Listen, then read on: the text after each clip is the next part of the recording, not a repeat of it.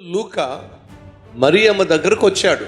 ఆ తరువాత మరియమ్మ లూకాకు ఏం చెప్పింది, అసలు యోసేపుతో ప్రధానము ఎలా జరిగింది, ఆ తర్వాత దేవుని దూత ఎలా ప్రత్యక్షమై తను గర్భము ధరించబోతుందని, కుమారుణ్ణి కనబోతుందని, అదంతా ఎలా చోటు చేసుకుంది.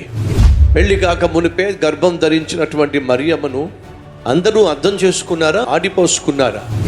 ఇంతకీ యోసేపు సంగతి ఏమిటి? ఇదంతా కూడా కళ్ళకు కట్టినట్టుగా ఒక అద్భుతమైన చిత్రంగా వచ్చే వారం నేను మీకు చూపించబోతున్నాను. కాబట్టి ఈ నెలలో జరిగేటటువంటి ఏ ఆరాధనలో మీరు మిస్ కాకండి. అద్భుతమైనటువంటి సందేశాలు, ఆ సందేశ సారాంశాన్ని ఒక చిత్రంగా మీకు చూపించబోవడం జరుగుతుంది. మిమ్మల్ని అందరినీ కూడా మానక వచ్చే ఆదివారం కూడా తప్పక పాల్పంచుకోమని, కుటుంబంగా వచ్చే ప్రయత్నం చేయమని కూడా మనం చేస్తున్నాను. ప్రతి ఆదివారం ఉదయం 6 గంటలకు, ఉదయం 9 గంటలకు, మధ్యాహ్నం 12 గంటలకు, సాయంత్రం 6 గంటలకు జరిగే ఆరాధనలకు తప్పక రండి, కుటుంబంగా రండి. స్థలం కలవరి టెంపుల్, అనంతపురం.